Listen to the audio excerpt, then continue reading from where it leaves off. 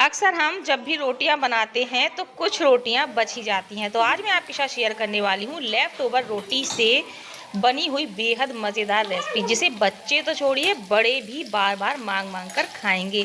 बहुत पसंद आने वाली है आज की रेसिपी। तो चलिए शुरू करते हैं। यहाँ पर मैंने ले ली हैं 2 रोटियां। अब यहाँ पर कोई ऐसी शर्त नहीं है कि आपको बची हुई यानी कि रात की रोटी ही लेनी है। आप इस रेसिपी को बासी रोटी से भी बना सकते हैं, ताज़ी रोटियों से भी बना सकते हैं। कुछ भी चटपटा खाने का मन हो, बिल्कुल बाजार जैसा, तो फटाफट से उठाइए ये रोटियां और बनाइए मेरे साथ ये रेसिपी।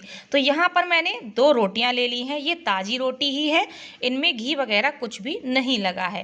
तो सबसे पहले क्या करेंगे, हम एक रोटी को लेंगे और इसको हम अच्छे से दबाते हुए रोल करेंगे।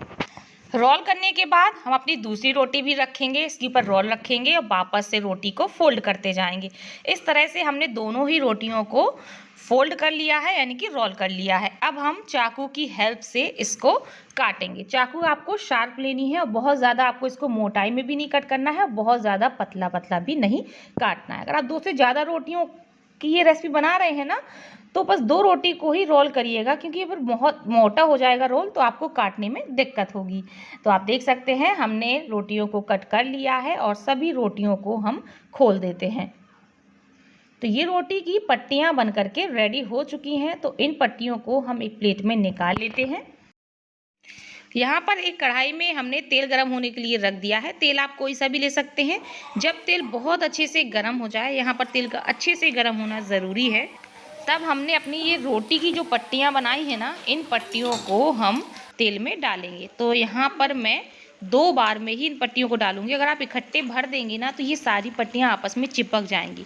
हमें थोड़ा सा अलग अलग रखना है इनको, तो हम 2 बार में ही इनको डालेंगे। पट्टियों को डालने के बाद हम करछली से हल्का हल्का सा इनको अलग अलग करते जाएंगे और तेल में फ्राई करते जाएंगे। फ्लेम बिल्कुल हाई रखनी है।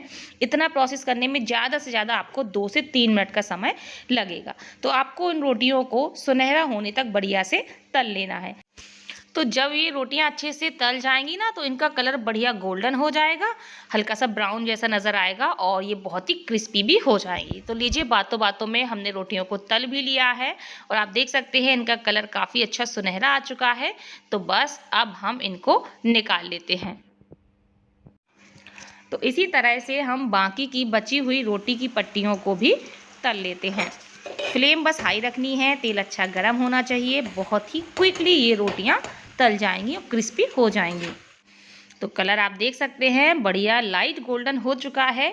इससे ज़्यादा मत डार्क करिएगा, वरना इनमें कड़वाहट आ जाएगी और इनका टेस्ट चेंज हो जाएगा। तो बस इनको हम निकाल लेते हैं।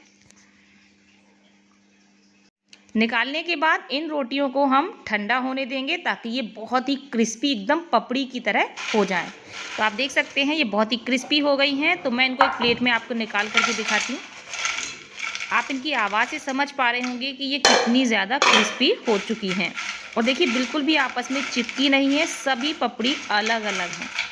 अगर आप इकट्ठे कढ़ाई में भर देते हैं ना, तो ये आपस में चिपक जाती हैं। अब मैं क्रिस्पी दिखाती हूँ कितनी क्रिस्पी हैं। ये देखिए, देखिए किस तरह से ये क्रश हो रही हैं। और मैं खा करके भी दिखाती हूँ। तो समझ चुके होंगे आप आवाज़ से कि ये बहुत ही ज़्यादा क्रिस्पी हो चुकी हैं। और क्रिस्पी होने की वजह से ये बहुत ही ज़्यादा टेस्टी भी लगती हैं। एकदम सौंधापन आ जाता है इनमें। और अगर आप सूखा ही खा लेंगे बिना नमक के ही, तो ऐसा लगेगा कि बस खाते ही चले जाएं। बहुत टेस्टी लगती हैं। तो हमें इनको सूखा नहीं खाना है, हमें इनकी बहुत ही कमाल की रेसिपी बनानी है। तो इसके लिए हमने यहाँ पर एक स्टील की प्लेट ली है। स्टील की ले सकते हैं, एल्युमिनियम की भी ले सकते हैं, लेकिन यहाँ पर प्लास्टिक की मत लीजिएगा या फाइबर की। अब ये मैंने ले लिया है एक फॉयल पेपर। वैसे तो पूरी तरह से ऑप्शनल है फॉयल पेपर लगाना प्लेट के ऊपर, लेकिन लगाने से एक फ़ायदा होगा। मैं भी बाद में आपको बताऊंगी कि मैं क्यों लगा रही हूँ। तो सबसे पहले हमने फॉयल पेपर को अच्छे से प्लेट के ऊपर कवर कर लिया है। ना हो फॉयल पेपर तो सीधे ही आप प्लेट में इसको बना सकते हो। अब हमने रोटी की जो पट्टियाँ बनाई थी, इन पट्टियों को प्लेट में अच्छे से चारों तरफ फैलाएंगे। तो हमने जितनी पट्टियाँ बनाई थी हम पूरी ही प्लेट के ऊपर फैलाएंगे, क्योंकि हम जो रेसिपी बनाने वाले हैं थोड़ी सी मोटी मोटी रहेगी ना, तो आराम से पेट भी भर जाएगा, भरपेट मिल जाएगी। और जो मोटी सी लेयर रहेगी, जिसकी वजह से रेसिपी खाने में भी बहुत अच्छी लगेगी। तो मैंने सारी पट्टियाँ प्लेट में अच्छे से बिछा दी हैं या फिर फैला दी हैं। तो चलिए अब हम देखते हैं हमें क्या करना है। यहाँ पर हमने लिया है 2 छोटी चम्मच के करीब टोमेटो केचप। आपके पास अगर पिज़्ज़ा सॉस हो तो आप वो भी ले सकते हैं, लेकिन पिज़्ज़ा सॉस हर किसी के पास नहीं होता है, लेकिन टोमेटो केचप मोस्टली घरों में मिल जाता है। तो ये भी बहुत अच्छा टेस्ट देगा, बच्चों को भी बहुत पसंद होता है। तो हम दोनों ही चम्मच टोमेटो केचप को अच्छे से रोटियों के ऊपर या जो पट्टियाँ हैं इनके ऊपर इस तरह से ड्रॉप ड्रॉप करके फैला देते हैं।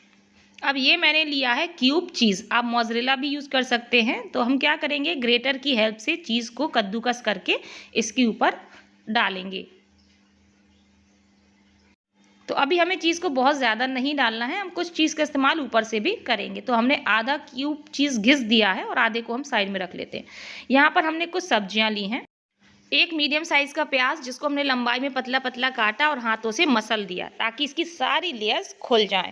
बिल्कुल पतला पतला काटना है। थोड़ी सी गाजर ली है जिसको लंबाई में पतला काटा है। शिमला मिर्च ली है, इसको भी लंबाई में पतला पतला काटा है। टमाटर और हरी मिर्च। इस रेसिपी को हम बहुत ही हेल्दी सब्जियों से भरपूर बनाने वाले हैं ताकि बच्चे भी बड़ी आनंद से खा सकें और उन्हें कुछ भी पता भी ना चले। तो सबसे पहले तो हम प्याज की इन लेयर्स को अच्छे से प्लेट में चारों तरफ फैला देंगे।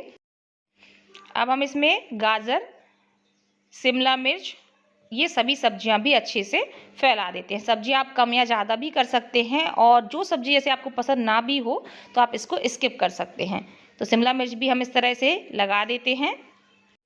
थोड़े से हम इसमें टमाटर भी लगा देंगे। अब यहाँ पर मैंने लिया है मटर। तो आप सोच रहे होंगे मटर डाल रहे हैं इसमें।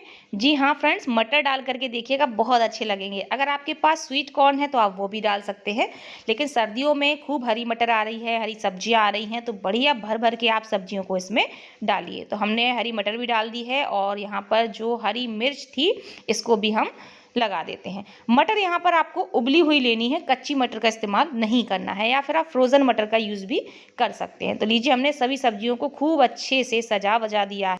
तो ये हम बना रहे हैं रोटी पट्टी पिज़्ज़ा। बहुत ही नए टेस्ट का ये पिज़्ज़ा बनता है, हेल्दी भी है, टेस्टी भी है। तो चलिए इसके टेस्ट को थोड़ा सा और बढ़ाते हैं। ये मैंने लिया है मैगी का जो मसाला आता है ना, टेस्ट मेकर, ये हमने वो टेस्ट मेकर ले लिया है। ये ना हो तो आप यहाँ पर थोड़ा सा चाट मसाला स्प्रिंकल कर दीजिएगा, इससे और भी ज़्यादा चटपटा सा बढ़िया सा फ्लेवर आएगा। तो हमने यहाँ पर मैगी मसाला डाल दिया है और जो हमने क्यूब बचाई थी ना चीज़ की, तो उसको भी हम ग्रेट कर देते हैं। तो कुछ चीज़ हमें सब्जियों के पहले डालना है और बकाया चीज़ हमें ऊपर से डालना है। चीज़ की क्वांटिटी आप अपने हिसाब से कम या ज़्यादा रख सकते हैं। कुछ लोग ज़्यादा चीज़ पसंद करते हैं तो ज़्यादा भी डाल सकते हैं। अब हम फ्लेवर के लिए इसमें डालेंगे ऑरिगेनो। ऑरिगेनो ना हो तो आप स्किप कर दीजिएगा, चाट मसाला तो डालेंगे ही या मैगी का टेस्ट मेकर डालेंगे तो उससे भी काम चल जाएगा। थोड़ा सा हम इसमें रेड चिली फ्लेक्स डाल देते हैं और अब हम इसको थोड़ा सा एक्स्ट्रा चीज़ी बनाने वाले हैं। तो यहाँ पर मैंने एक स्लाइस चीज़ ले लिया है, तो इसको हम छोटे छोटे से टुकड़ों में तोड़ते जाएंगे और सभी जगह इस तरह से रखते जाएंगे। तो हमने स्लाइस चीज़ को भी अच्छे से रख दिया है या लगा दिया है। तो हमारा जो रोटी पट्टी पिज़्ज़ा है बनने के लिए बिल्कुल रेडी है। तो चलिए अब हम चलते हैं गैस की तरफ। यहाँ पर हमने एक कढ़ाई ले ली है। कढ़ाई आप कोई सी भी ले सकते हैं, नॉन स्टिक, एल्युमिनियम की, कोई सी भी। अब इसमें हम डालेंगे 2 छोटी चम्मच पानी। ये हम क्यों डाल रहे हैं, आप सोच रहे होंगे कि पिज़्ज़ा को तो बेक करना होता है, ये क्या हो रहा है, स्टीम कर रहे हैं क्या हम? नहीं नहीं, हम स्टीम नहीं कर रहे हैं, बेक ही कर रहे हैं। बिल्कुल ज़रा सा आपको पानी डालना है।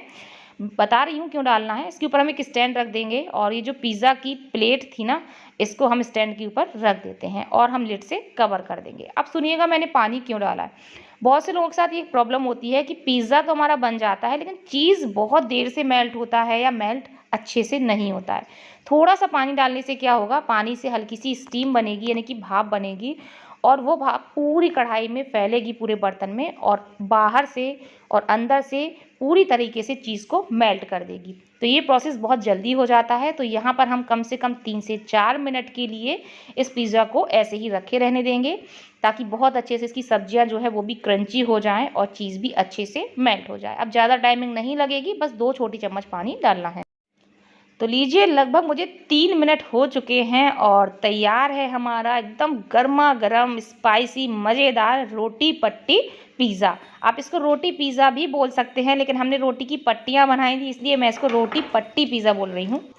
तो अब हम इसको निकाल लेते हैं। और यहाँ पर मैंने फॉइल पेपर इसलिए लगाया था कि अगर मान के चलिए आपको एक प्लेट से दूसरी प्लेट में ट्रांसफ़र करना है, मेहमान आए हुए हैं उनको किसी अच्छी प्लेट में देना है, फाइबर की प्लेट में, तो आप उठा करके आराम से इसको ट्रांसफ़र कर सकते।